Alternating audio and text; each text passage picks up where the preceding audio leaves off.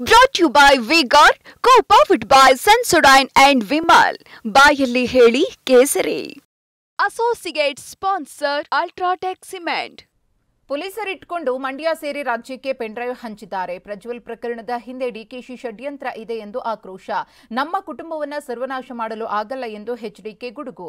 ಈ ಎಲ್ಲಾ ಸುದ್ದಿಗಳನ್ನು ನೋಡೋಣ. ಎಚ್ಡಿಕೆ ಸಿಡಿಗುಂಡು ನ್ಯೂಸ್ ಎಕ್ಸ್‌ಪ್ರೆಸ್‌ನಲ್ಲಿ. ಪೆನ್ಡ್ರೈವ್ ಕೇವಲ ಹಾಸನಕ್ಕೆ ಮಾತ್ರ ಹಂಚಿಕೆಯಾಗಿಲ್ಲ. ಪೊಲೀಸರಿಟ್ಕೊಂಡು ಮಂಡ್ಯ ಸೇರಿ ರಾಜ್ಯಕ್ಕೆ ಹಂಚಿಕೆಯಾಗಿದೆ ಅಂತ ಮಾಜಿ ಸಿಎಂ ಎಚ್ಡಿ ಕುಮಾರಸ್ವಾಮಿ ಹೇಳಿದ್ದಾರೆ. ಬೆಂಗಳೂರಿನಲ್ಲಿ ಸುದ್ದಿಗೋಷ್ಠಿ ನಡೆಸಿದ ಅವರು ಏಪ್ರಿಲ್ 21ರಂದು ಪೆನ್ಡ್ರೈವ್ ಹಂಚಿಕೆ ಮಾಡಲಾಗಿದೆ. ಪೆನ್ಡ್ರೈವ್ ಹಂಚಲು ಡಿಸಿ ಮತ್ತು ಪೊಲೀಸರು ಸಹಕಾರ ಕೊಟ್ಟಿದ್ದಾರೆ ಅಂತ ಗಂಭೀರವಾಗಿ ಆರೋಪಿಸಿದ್ದಾರೆ. ಅದು ಕೇವಲ ಹಾಸನ ಜಿಲ್ಲೆಗೆ ಮಾತ್ರ ಸೀಮಿತ ಆಗಲಿಲ್ಲ. ಪೆನ್ಡ್ರೈವ್ನ ಸರ್ಕ್ಯುಲೇಷನ್ ಮಂಡ್ಯದಲ್ಲಿ ಮಾಡಿದ್ದಾರೆ. ಅದು ಪೊಲೀಸ್ ಅಧಿಕಾರಿಗಳನ್ನ ಇಟ್ಕೊಂಡೇ ಮಾಡಿದ್ದಾರೆ.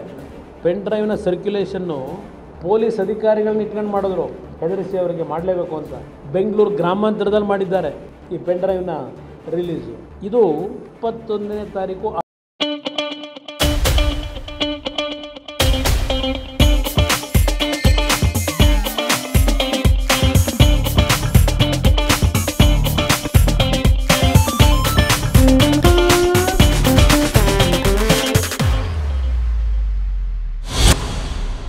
ಆಗಿರತಕ್ಕಂಥ ಬೆಳವಣಿಗೆ.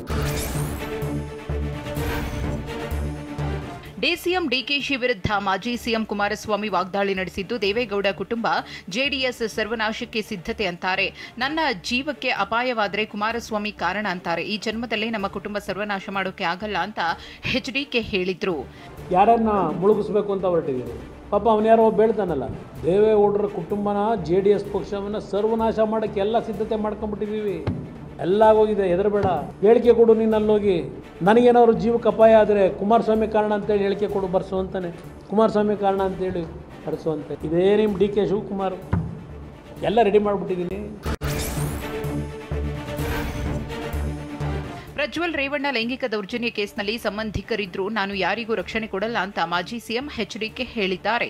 ಪ್ರಜ್ವಲ್ ವಿಡಿಯೋ ವಿಚಾರ ಅಶ್ಲೀಲ ಘಟನೆಯಾಗಿದ್ದು, ಇದರಲ್ಲಿ ರಾಜಿ ಆಗೋ ಪ್ರಶ್ನೆಯೇ ಇಲ್ಲ ಅಂತ ಗುಡುಗಿದ್ರು. ಈ ಒಂದು ಅಶ್ಲೀಲ ಪ್ರಕರಣದ ಬಗ್ಗೆ ನಾನು ಯಾವುದೇ ಕಾರಣಕ್ಕೂ ಯಾವುದೇ ವ್ಯಕ್ತಿ ನಮ್ಮ ಸಂಬಂಧಿಕರಿರಲಿ ಯಾರನ್ನೂ ನಾನು ರಕ್ಷಣೆ ಕೊಡ್ತಕ್ಕಂಥವನಲ್ಲ. ಈ ಪ್ರಕರಣದಲ್ಲಿ ಯಾರೇ ಭಾಗಿಗಳಿರಲಿ, ಈ ನೆಲದ ಕಾನೂನಿನಲ್ಲಿ ಏನು ಕಠಿಣವಾದಂಥ ಶಿಕ್ಷೆ ಆಗಬೇಕು. ಅಶ್ಲೀಲ ವಿಡಿಯೋ ಹಂಚಿಕೆ ಮಾಡಿದವರ ವಿರುದ್ಧ ಇನ್ನೂ ಯಾಕೆ ಕ್ರಮ ಕೈಗೊಂಡಿಲ್ಲ ಅಂತ ಮಾಜಿ ಸಿಎಂ ಎಚ್ಡಿ ಕುಮಾರಸ್ವಾಮಿ ಪ್ರಶ್ನಿಸಿದ್ದಾರೆ. ಈ ಅಶ್ಲೀಲ ವಿಡಿಯೋಗೆ ಕ್ಷಣಗಣನೆ ಎಂದು ಪೋಸ್ಟ್ ಮಾಡಿದ್ದ ನವೀನ್ ಗೌಡ ವಿರುದ್ಧ ಡಿಸಿ ಮತ್ತು ಪೊಲೀಸರಿಗೆ ದೂರು ನೀಡಲಾಗಿತ್ತು. ಆದರೆ ಈವರೆಗೂ ಯಾರನ್ನೂ ಅರೆಸ್ಟ್ ಮಾಡಿಲ್ಲ ಅಂತ ಎಚ್ಡಿಕೆ ಕಿಡಿಕಾರಿದ್ರು. ಈ ಅಶ್ಲೀಲ ವಿಡಿಯೋ ಬಿಡುಗಡೆ ಅಂತಕ್ಕಂಥದ್ದು ಕ್ಷಣಗಣನೆ 8 PM ಅಂತ ಹೇಳಿರ್ತಕ್ಕಂಥವನು ನವೀನ್ ಗೌಡ ಅಂತ ಹೇಳಿ ಯಾವುದೇ ರೀತಿಯ ಅವ್ರ ಮೇಲೆ ಆ್ಯಕ್ಷನ್ ತಗೊಂಡಿಲ್ಲ. FIR 21ನೇ ತಾರೀಕು ಕೊಟ್ಟಿದ್ದಾರೆ.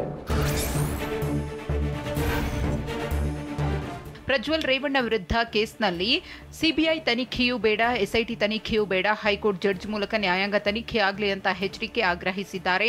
ಪ್ರಕರಣದ ಬಗ್ಗೆ ನ್ಯಾಯಯುತವಾಗಿ ತನಿಖೆ ಆಗಲಿ ಅಂತ ಆಗ್ರಹಿಸಿದ್ರು. CBIಯೂ ಬೇಡ, SITನೂ ಬೇಡ, ಜುಡಿಷಿಯಲ್ ಎನ್ಕ್ವೈರಿ ಯಾರಾದರೂ ನಮ್ಮ ಸುಪ್ರೀಂ ಕೋರ್ಟ್ನ ಸಿಟ್ಟಿಂಗ್ ಜಡ್ಜು, ಹೈಕೋರ್ಟ್ನ ಸಿಟ್ಟಿಂಗ್ ಜಡ್ಜ್ನ ನೇಮಕ ಮಾಡಿ ಅವರ ಒಂದು ಸಮ್ಮುಖದಲ್ಲಿ ಇದರ ಬಗ್ಗೆ ತನಿಖೆ ಆಗಲಿ ಅಂತ ಅವ್ರು ಕೇಳಿದ್ದಾರೆ. ನ್ಯಾಯಯುತವಾದಂಥ ಒಂದು ತನಿಖೆ ಕೊಡಪ್ಪ, ಅದನ್ನು ಮುಖ್ಯಮಂತ್ರಿ ಕೇಳಿದ್ದೀನಿ. CBIಗೆ ಬೇಡ. ಪ್ರಜ್ವಲ್ ರೇವಣ್ಣ ಪ್ರಕರಣದ ಹಿಂದೆ ಡಿಕೆ ಶಿವಕುಮಾರ್ ಷಡ್ಯಂತ್ರವಿದೆ ಅಂತ ಮಾಜಿ ಸಿಎಂ ಎಚ್ಡಿಕೆ ಆರೋಪಿಸಿದ್ದಾರೆ. ಸಿಎಂಗೆ ಸ್ವಲ್ಪ ಆದರೂ ನೈತಿಕತೆ ಇದ್ರೆ ಡಿಕೆ ಶಿವಕುಮಾರ್ರನ್ನ ಮಂತ್ರಿ ಸ್ಥಾನದಿಂದ ವಜಾ ಮಾಡಿ ಅಂತ ಆಗ್ರಹಪಡಿಸಿದ್ದಾರೆ. ಪೆನ್ಡ್ರೈವ್ನಲ್ಲಿ ಹೆಣ್ಮಕ್ಳ ಮಾನ ಹರಾಜು ಹಾಕಿದ್ದು ಈ ಪ್ರಕರಣವನ್ನ ಅಷ್ಟು ಸುಲಭವಾಗಿ ಬಿಡಲ್ಲ ಅಂದ್ರು. ನಾನು ಇವತ್ತು ಸರ್ಕಾರಕ್ಕೆ ಡಿಮ್ಯಾಂಡ್ ಮಾಡ್ತಕ್ಕಂಥದ್ದು, ಆ ಹೆಣ್ಮಕ್ಳ ಮಾನ ಹರಾಜು ಹಾಕಿದಿರಿ, DK ಶಿವಕುಮಾರ್ ಅವರ ಕಾನ್ಸ್ಪಿರಸಿ ಇರ್ತಕ್ಕಂಥದ್ದು ಎದ್ದು ಕಾಣ್ತಾ ಇದೆ. ಫಸ್ಟು DK ಶಿವಕುಮಾರ್ನ ಕ್ಯಾಬಿನೆಟ್ಟಿಂದ ಸಸ್ಪೆಂಡ್ ಮಾಡಬೇಕು, ಡಿಸ್ಮಿಸ್ ಮಾಡಬೇಕು. ಇದು ನಮ್ಮ ಡಿಮ್ಯಾಂಡು. ಅಷ್ಟು ಸುಲಭವಾಗಿ ಬಿಡೋದಿಲ್ಲ, ಈ ಕೇಸ್ನ ಮುಚ್ಚಾಕಲಿಕ್ಕೂ ಬಿಡೋದಿಲ್ಲ. ಇದರಲ್ಲಿ ಯಾರೇ ತಪ್ಪು ಮಾಡಿರಲಿ ಆ ತಪ್ಪಿಗೆ ಶಿಕ್ಷೆ, ತಲೆ ದಂಡ ಆಗಲೇಬೇಕು.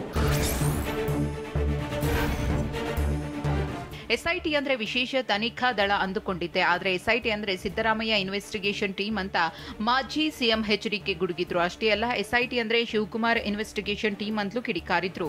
ಬಹಳ ಪಾರದರ್ಶಕವಾಗಿ ತನಿಖೆ ನಡೀಬಹುದು ಅಂತ. ಆಮೇಲೆ ನನಗೆ ಗೊತ್ತಾಗಿದ್ದು ಇದು ಸ್ಪೆಷಲ್ ಇನ್ವೆಸ್ಟಿಗೇಷನ್ ಟೀಮ್ ಅಲ್ಲ, ಇದು ಒಂದು ಟೀಮು ಸಿದ್ದರಾಮಯ್ಯ ಇನ್ವೆಸ್ಟಿಗೇಷನ್ ಟೀಮು ಅಂತ ಒಂದು, ಮತ್ತೊಂದು ಶಿವಕುಮಾರ್ ಇನ್ವೆಸ್ಟಿಗೇಷನ್ ಟೀಮ್ ಅಂತ ಇನ್ನೊಂದು. ಇದು ಸ್ಪೆಷಲ್ ಇನ್ವೆಸ್ಟಿಗೇಷನ್ ಟೀಮ್ ಅಲ್ಲ. ಮಿಸ್ಟರ್ ಕುಮಾರಸ್ವಾಮಿ ಈ ಚುನಾವಣೆಯಲ್ಲಿ ಗೆಲ್ಲಲ್ಲ ಅಂತ ಡಿಸಿಎಂ ಡಿಕೆ ಶಿವಕುಮಾರ್ ಹೇಳಿದ್ರು. ಮಂಡ್ಯದಲ್ಲಿ ಪ್ರಚಾರಕ್ಕೆ ಬಂದಾಗ ಮಹಿಳೆಯರನ್ನ ಕರೆದಂದು ಗೋಬ್ಯಾಕ್ ಕುಮಾರಸ್ವಾಮಿ ಅನ್ನಿಸಿದ್ರು. ಇದನ್ನೆಲ್ಲ ಮಾಡಿಸಿದ್ದು ಡಿಸಿಎಂ ಡಿಕೆ ಶಿವಕುಮಾರ್ ಅಂತ ಎಚ್ಡಿಕೆ ಕಿಡಿಕಾರಿದ್ರು.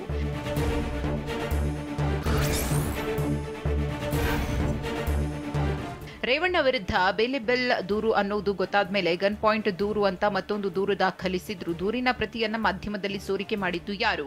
ಸಂತ್ರಸ್ತೆಯರ ಮಾಹಿತಿ ಸೋರಿಕೆ ಮಾಡಬಾರದು ಅಂತ ಸುಪ್ರೀಂ ಕೋರ್ಟ್ ಹೇಳಿದ್ರು. ತೇಜೋವಧೆ ಮಾಡಿದ್ದಾರೆ ಅಂತ ಎಚ್ಡಿಕೆ ಕಿಡಿಕಾರಿದ್ರು. ಗನ್ ಪಾಯಿಂಟ್ ಇದು ದೊಡ್ಡ ಮಾಹಿತಿಗಳನ್ನು ಮಾಧ್ಯಮಗಳ ಮುಂದೆ ಸೋರಿಕೆ ಮಾಡಿರೋರು ಯಾರು? ಈ ಕತೆ ಕಟ್ಟಿಸಿರೋರು. ಇವತ್ತು ಸುಪ್ರೀಂ ಕೋರ್ಟ್ ಜಡ್ಜ್ಮೆಂಟ್ಗಳಿದೆ. ಒಂದು ತನಿಖೆ ನೀವು ಪ್ರಾರಂಭ ಮಾಡಿದಾಗ ತನಿಖೆಯ ಮಾಹಿತಿಗಳು ಸೋರಿಕೆ ಆಗಬಾರದು, ಸೀಕ್ರೆಸಿ ಮೇಂಟೈನ್ ಮಾಡಬೇಕು. ಇದನ್ನೆಲ್ಲ ನೋಡಿದಾಗ ನಿಮಗೆ ಸಂತ್ರಸ್ತೆಯರು ಅಂತ ಏನಿದ್ದಾರೆ, ಇದರಲ್ಲಿ ನೊಂದಿರತಕ್ಕಂಥ ಮಹಿಳೆಯರು ಏನಿದ್ದಾರೆ, ಅವರಿಗೆ ರಕ್ಷಣೆ ಕೊಡೋದಕ್ಕಿಂತ ಹೆಚ್ಚಾಗಿ ಈ ಸರ್ಕಾರಕ್ಕೆ ಬೇಕಾಗಿರೋದು ಪ್ರಚಾರ.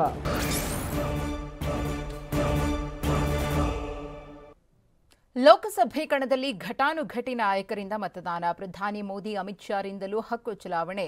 ಬೆಂಗಳೂರಿನಲ್ಲಿ ಅಕ್ಕನ ಮನೆಗೆ ತಂಗಿಯೇ ಕನ್ನ ಹಾಕಿದ್ದಾಳೆ. ಈ ಎಲ್ಲಾ ಸುದ್ದಿಗಳನ್ನು ನೋಡೋಣ ಸಮಗ್ರ ನ್ಯೂಸ್ ಎಕ್ಸ್‌ಪ್ರೆಸ್ನಲ್ಲಿ.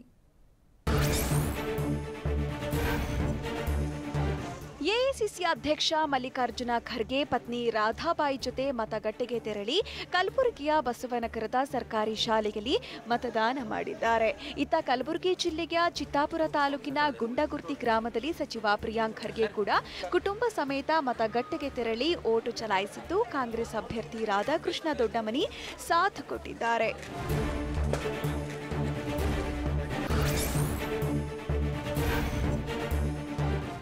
ಶಿವಮೊಗ್ಗದ ಶಿಕಾರಿಪುರದಲ್ಲಿ ಮಾಜಿ ಸಿಎಂ ಯಡಿಯೂರಪ್ಪ ಕುಟುಂಬ ಸಮೇತ ಮತಗಟ್ಟೆಗೆ ತೆರಳಿ ಮತ ಚಲಾಯಿಸಿದ್ದಾರೆ.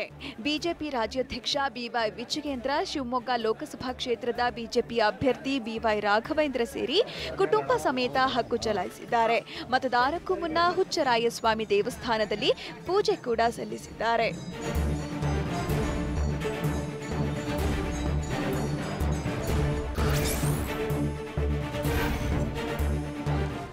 ಹುಬ್ಬಳ್ಳಿಯ ಭವಾನಿನಗರದ ಚಿನ್ಮಯಿ ಶಾಲೆಯಲ್ಲಿ ಕೇಂದ್ರ ಸಚಿವ ಬಿಜೆಪಿ ಅಭ್ಯರ್ಥಿ ಪ್ರಹ್ಲಾದ್ ಜೋಶಿ ಓಟ್ ಹಾಕಿದ್ದಾರೆ.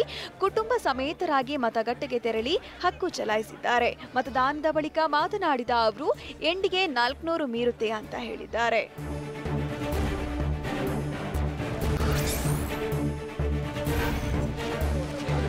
ಹಾವೇರಿ ಲೋಕಸಭಾ ಬಿಜೆಪಿ ಅಭ್ಯರ್ಥಿ ಮಾಜಿ ಸಿಎಂ ಬೊಮ್ಮಾಯಿ ಶಿಗ್ಗಾಂವಿಯಲ್ಲಿ ಕುಟುಂಬ ಸಮೇತ ತೆರಳಿ ಹಕ್ಕು ಚಲಾಯಿಸಿದ್ದಾರೆ. ಶಿಗ್ಗಾಂವಿ ತಾಲೂಕಿನ ಸರ್ಕಾರಿ ಹಿರಿಯ ಪ್ರಾಥಮಿಕ ಶಾಲೆಯಲ್ಲಿ ಪತ್ನಿ ಚೆನ್ನಮ್ಮ, ಪುತ್ರಿ ಅತಿಥಿ, ಪುತ್ರ ಭರತ್ ಜೊತೆ ತೆರಳಿ ಓಟ್ ಹಾಕಿದ್ದಾರೆ. ಮತದಾನಕ್ಕೂ ಮುನ್ನ ದೇಗುಲಕ್ಕೆ ತೆರಳಿ ಪೂಜೆ ಸಲ್ಲಿಸಿದ್ರು.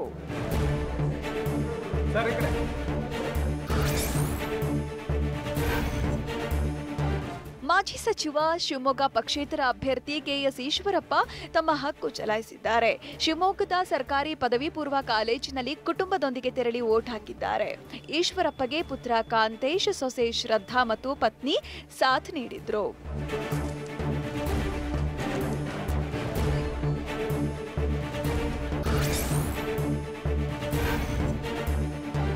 ಅಹಮದಾಬಾದ್ನಲ್ಲಿ ಕೇಂದ್ರ ಗೃಹ ಸಚಿವ ಅಮಿತ್ ಶಾ ಕುಟುಂಬ ಸಮೇತ ಆಗಮಿಸಿ ಮತ ಚಲಾಯಿಸಿದ್ರು. ಪತ್ನಿ ಸೋನಾಲ್ ಶಾ, ಪುತ್ರ ಜೈ ಶಾ ಕೂಡ ವೋಟ್ ಮಾಡಿದ್ರು. ಬಳಿಕ ಅಹಮದಾಬಾದ್ನಲ್ಲಿರೋ ಕಾಮೇಶ್ವರ ಮಹದೇವ್ ದೇವಾಲಯದಲ್ಲಿ ವಿಶೇಷ ಪೂಜೆ ಸಲ್ಲಿಸಿದ್ರು.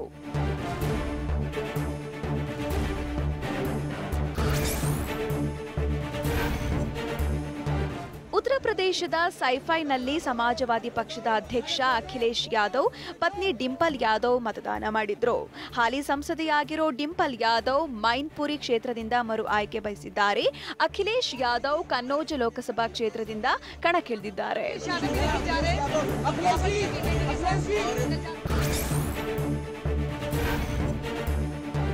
ಅಕ್ಕನ ಮನೆಯಲ್ಲೇ ಕಳ್ಳತನ ಮಾಡಿದ್ದ ಖತರ್ನಾಕ್ ತಂಗಿಯನ್ನ ಬಂಧಿಸಲಾಗಿದೆ. ಏಪ್ರಿಲ್ 22ರಂದು ನಾಗದೇವನಹಳ್ಳಿಯಲ್ಲಿರೋ ಅಕ್ಕ ಹಬ್ಬಕ್ಕೆ ಅಂತ ಊರಿಗೆ ತೆರಳಿದ್ಲು. 24ರ ರಾತ್ರಿ ಮನೆಗೆ ನಕಲಿ ಕೀ ಬಳಸಿ ಮನೆಗೆ ಕನ್ನ ಹಾಕಿದ್ಲು. 182 ಗ್ರಾಂ ಚಿನ್ನದ ನಾಣ್ಯ, 52 ಲಕ್ಷ ನಗದು ಕದ್ದು ಪರಾರಿಯಾಗಿದ್ಲು. ಈ ಸಂಬಂಧ ಕೆಂಗೇರಿ ಸ್ಟೇಷನ್ಗೆ ಅಕ್ಕ ದೂರು ನೀಡಿದ್ಲು. ತಲೆಮರೆಸಿಕೊಂಡಿದ್ದ ಆರೋಪಿತೆ ಉಮಾಳನ್ನ ಬಂಧಿಸಿದ್ದಾರೆ.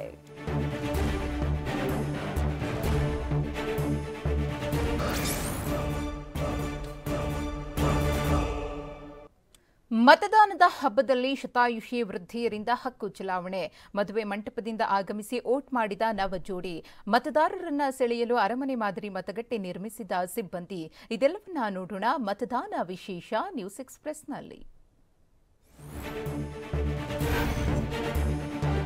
ರಾಜ್ಯದಲ್ಲಿ ಲೋಕಸಭಾ ಚುನಾವಣಾ ಕದನಕಣ ರಂಗೇರಿದ್ದು 2ನೇ ಹಂತದ ಮತದಾನ ನಡೆಯಿತು.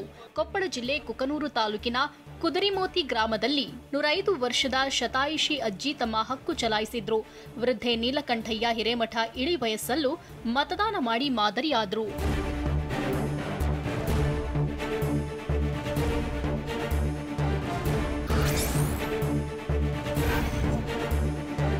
ಮದುವೆ ಮಂಟಪದಿಂದ ಬಂದು ನವಜೋಡಿ ಮತ ಚಲಾಯಿಸಿದ್ದಾರೆ. ಕೊಪ್ಪಳ ಲೋಕಕ್ಷೇತ್ರ ವ್ಯಾಪ್ತಿಗೆ ಬರುವ ಸಿರಗುಪ್ಪ ತಾಲೂಕಿನ ರಾರಾವಿ ಗ್ರಾಮದಲ್ಲಿ ವೋಟ್ ಮಾಡಿದ್ರು. ಸರ್ಕಾರಿ ಶಾಲೆಯ ಮತಗಟ್ಟೆ ಸಂಖ್ಯೆ 47ಕ್ಕೆ ಆಗಮಿಸಿದ ವಧು ಮಮತಾ ಹಾಗೂ ವರ ನನ್ನೆಪ್ಪ ಹಕ್ಕು ಚಲಾಯಿಸಿದ್ರು.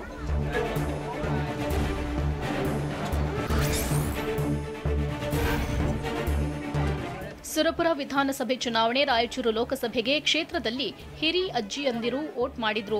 ಸುರಪುರ ನಗರದ ಜಿಸ್ಕಾಂ ಕಚೇರಿ ಮತಗಟ್ಟೆಗೆ ಆಗಮಿಸಿ ಹಕ್ಕು ಚಲಾಯಿಸಿದ್ರು. ನಡೆಯಲು ಬಾರದೇ ಇದ್ರೂ ಬೇರೆಯವರ ಸಹಕಾರದಿಂದ ಬಂದು ವೋಟ್ ಮಾಡಿ ಎಲ್ರಿಗೂ ಮಾದರಿಯಾಗಿದ್ದಾರೆ.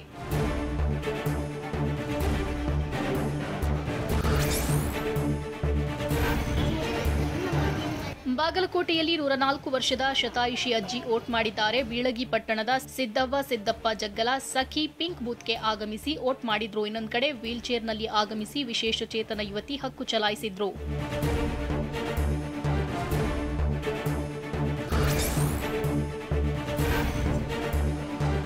ರಾಜ್ಯದಲ್ಲಿ 2ನೇ ಹಂತದ ಮತದಾನದ ವೇಳೆ ಬಿರುಬಿಸಿಲು ಮತದಾರರನ್ನ ಕಾಡಿದೆ. ಹೀಗಾಗಿ ಬಿಸಿಲ ತಾಪ ಹೆಚ್ಚಾಗಿದ್ದರಿಂದ ಬೆಳ್ಳಂಬೆಳಗ್ಗೆಯೇ ಬಾಣಂತಿಯರು ಮತದಾನ ಮಾಡಿದ್ದಾರೆ. ಹಸುಗೂಸಿನೊಂದಿಗೆ ಶಿಗ್ಗಾವಿ ಪಟ್ಟಣದ ಸರ್ಕಾರಿ ಶಾಲೆ ಮತಗಟ್ಟೆಗೆ ಆಗಮಿಸಿ 10ಕ್ಕೂ ಅಧಿಕ ತಾಯಂದಿರು ಮತದಾನ ಮಾಡಿದ್ರು.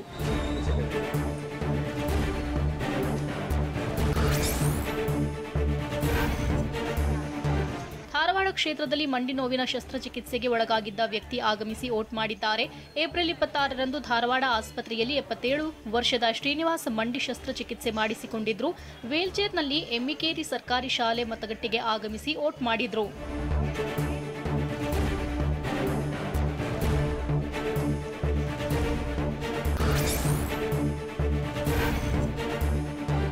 ಶಿವಮೊಗ್ಗ ನಗರದ ಜಿಲ್ಲಾ ಪಂಚಾಯಿತಿ ಕಚೇರಿಯಲ್ಲಿ ಮತದಾರರನ್ನ ಸೆಳೆಯಲು ಅರಮನೆಯ ಮಾದರಿ ಮತಗಟ್ಟೆ ಸ್ಥಾಪಿಸಲಾಗಿತ್ತು. ಮತಗಟ್ಟೆ ಸಂಖ್ಯೆ 283ರಲ್ಲಿ ರಾಜ ಮಹಾರಾಜರ ವೇಷಭೂಷಣವನ್ನ ತೊಟ್ಟು ಅಧಿಕಾರಿ ಸಿಬ್ಬಂದಿ ಮಿಂಚುತ್ತಿದ್ರು. ಮತದಾರರೇ ಪ್ರಭು ಸಿಂಹಾಸನ ಇರಿಸಲಾಗಿತ್ತು. ಮತ ಹಾಕಿದ ಬಳಿಕ ಮತದಾರರಿಗೆ ಕಿರೀಟ ಹಾಕಿ ಸನ್ಮಾನ ಮಾಡಲಾಯಿತು.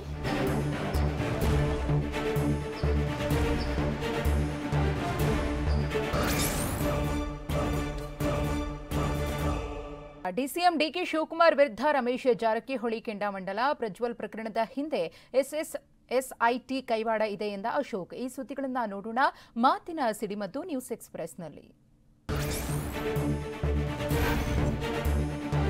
ಮಹಾನ್ ನಾಯಕ ಹಣದಲ್ಲಿ ಬಹಳಷ್ಟು ಪ್ರಭಾವ ಇದ್ದಾನೆ ಅಂತ ಡಿಕೆ ವಿರುದ್ಧ ರಮೇಶ್ ಜಾರಕಿಹೊಳಿ ವಾಗ್ದಾಳಿ ನಡೆಸಿದ್ದಾರೆ. ಗೋಕಾಕ್ನಲ್ಲಿ ಮಾತನಾಡಿ ಹಣ ಕೊಟ್ಟು ಎಲ್ಲವನ್ನೂ ಖರೀದಿ ಮಾಡ್ತಾನೆ, ಸೊಕ್ಕಿದೆ ಅವನಿಗೆ ಅಂತ ಏಕವಚನದಲ್ಲೇ ವಾಗ್ದಾಳಿ ನಡೆಸಿದ್ದಾರೆ. ನೋಡ್ರಿ, ಈ ಮಹಾನಾಯಕ ಭಾಳಷ್ಟು ಹಣದಲ್ಲಿ ಪ್ರಭಾವ ಅದಾನೆ, ಹಣ ಕೊಟ್ಟೆಲ್ಲ ಖರೀದಿ ಮಾಡ್ತಾನೆ, ಸೊಕ್ಕದ ಅವಾಗ. ಅದಕ್ಕೆ ಮಾಡೋ ದೇಶ ಕಾನೂನು ಉಳಿಬೇಕಾದ್ರೆ ಈ ಕೇಸಲ್ಲಿ ಫಿಕ್ಸ್ ಆಗಬೇಕು. ಮುಂದೆ ಸಿಎಂ ಸಿದ್ದರಾಮಯ್ಯನವರ ಪರಮೇಶ್ವರ್ ಸಿಡಿ ಬರಬಹುದು ಅಂತ ರಮೇಶ್ ಜಾರಕಿಹೊಳಿ ಸ್ಫೋಟಕ ಹೇಳಿಕೆ ನೀಡಿದ್ದಾರೆ. ಮೊದಲಿನಿಂದ ಸಿಡಿ ಬಗ್ಗೆ ನಾನೇ ಹೇಳ್ಕೊಂಡು ಬಂದಿದ್ದೆ, ಆಗ ಎಲ್ಲರೂ ನನ್ನ ಹೇಳಿಕೆ ನಿರ್ಲಕ್ಷ್ಯ ಮಾಡ್ತಾ ಬಂದ್ರು. ಇವತ್ತು ಒಬ್ಬರಿಗಾಗಿದೆ, ಮುಂದೆ ಸಿದ್ದರಾಮಯ್ಯ ಡಾಕ್ಟರ್ ಪರಮೇಶ್ವರ್ ಅವರಿಗೂ ಬರಬಹುದು ಅಂತ ಬಾಂಬ್ ಹಾಕಿದ್ರು. ನಾನು ಮೊದಲಿಂದ ಪದೇ ಹೇಳ್ತಿದ್ದೆ, ಅವಾಗ ಎಲ್ಲರೂ ನನ್ನ ನೆಗ್ಲೆಕ್ಟ್ ಮಾಡಿದ್ರು, ನಂದು ಆದ್ಕೂಲಕ್ಕೆ ನಕ್ಕೊಂಡು ಕೂತಿದ್ರು. ಇವತ್ತು ಒಬ್ಬರಿಗೆ ಬಂದಿದೆ, ಇವತ್ತು ನನಗಾಗಿದೆ. ಸಿದ್ದರಾಮಯ್ಯಗೂ ಬರ್ಬೋದು, ಪರಮೇಶ್ವರ್ ಬರ್ಬೋದು. ದಯವಿಟ್ಟು ಗೃಹ ಸಚಿವರು ಮತ್ತು ಮುಖ್ಯಮಂತ್ರಿಗಳಿಗೂ ಇದು ಪಕ್ಷಾತೀತವಾಗಿ ಒಂದು ಇತ್ತೀಚೆಗೆ ಆಡಬೇಕು. ನನ್ನ ಕೇಸ್ನಲ್ಲಿ ಬರೀ ಡಿಕೆ ಶಿವಕುಮಾರ್ ಭಾಗಿಯಾಗಿಲ್ಲ, ನಮ್ಮವರೂ ಇದ್ದಾರೆ ಅಂತ ರಮೇಶ್ ಜಾರಕಿಹೊಳಿ ಸ್ಫೋಟಕ ಹೇಳಿಕೆ ನೀಡಿದ್ದಾರೆ. ಈ ಬಗ್ಗೆ ಗೋಕಾಕ್ನಲ್ಲಿ ಪ್ರತಿಕ್ರಿಯಿಸಿದ ರಮೇಶ್, ಜೂನ್ 4ರ ನಂತರ ಎಲ್ಲವನ್ನೂ ಬಹಿರಂಗ ಪಡಿಸ್ತೇನೆ ಅಂತ ಹೇಳಿದ್ದಾರೆ. ನೋಡ್ರಿ, 4ನೇ ತಾರೀಕು ಹೇಳ್ತೀನಿ, ಬರೀ ಡಿಕೆ ಶಿವಕುಮಾರ್ ಅಲ್ಲ, ನಮ್ಮವರು ಹತ್ರಲ್ಲಿದ್ದಾರೆ. ಆಮೇಲೆ 4ನೇ ತಾರೀಕು ನಂತರ ಅದನ್ನು ಬಹಿರಂಗ ಪಡಿಸ್ತೀನಿ. ಈಗ ಯಾಕೆ ಸತತ 4 ವರ್ಷದಿಂದ ಭಾಳ ಕ್ವಶನ್ ಮಾರ್ಕ್ ಇದೆ. ಒಮ್ಮೆ ಅಂತ ಹಾಡು ನಾವು ಒಂದೇ ಕುಟುಂಬದ 69 ಸದಸ್ಯರಿಂದ ಮತದಾನ ಆಗಿದೆ. ಮತ ಚಲಾಯಿಸಿ ಇತರರಿಗೆ ಮಾದರಿಯಾದಂತಹ ಕುಟುಂಬ. ಒಂದೇ ಫ್ಯಾಮಿಲಿಯ 69 ಮಂದಿ ಒಂದು ವೋಟ್ ಹಾಕಿದ್ದಾರೆ. ಮತ ಚಲಾಯಿಸಿ ಇತರರಿಗೆ ಮಾದರಿಯಾದಂತಹ ಕುಟುಂಬಸ್ಥರು ಹುಬ್ಬಳ್ಳಿಯ ನೂಲ್ವಿ ಗ್ರಾಮದ ವಿಶೇಷ ಕುಟುಂಬ ಇದೆ. ಮತಗಟ್ಟೆ ಸಂಖ್ಯೆ 56, 57ರಲ್ಲಿ ಇವರೆಲ್ಲ ಹಕ್ಕು ಚಲಾವಣೆ ಮಾಡಿದ್ರು. ನೂಲ್ವಿಯ ಕಂಟೆಪ್ಪ ತೋಟದ ಕುಟುಂಬದ ಸದಸ್ಯರು ಮತ ಚಲಾಯಿಸಿದ ಬಳಿಕ ಎಲ್ಲರೂ ಕೂಡ ಫೋಟೋ ಕ್ಲಿಕ್ಕಿಸಿಕೊಂಡ್ರು. 3 ತಲೆಮಾರಿನ ಕುಟುಂಬ ಸದಸ್ಯರು ಮತದಾನದಲ್ಲಿ ಭಾಗಿಯಾದರು. ಪ್ರತಿ ಚುನಾವಣೆಯಲ್ಲಿ 3 ತಂಡವಾಗಿ ವಾಹನದಲ್ಲಿ ಬರ್ತಾರೆ. ಆದರೆ ಈ ಚುನಾವಣೆಯಲ್ಲಿ ಏಕಕಾಲದಲ್ಲಿ ಬಂದು ಮತದಾನ ಮಾಡಿದ್ದಾರೆ.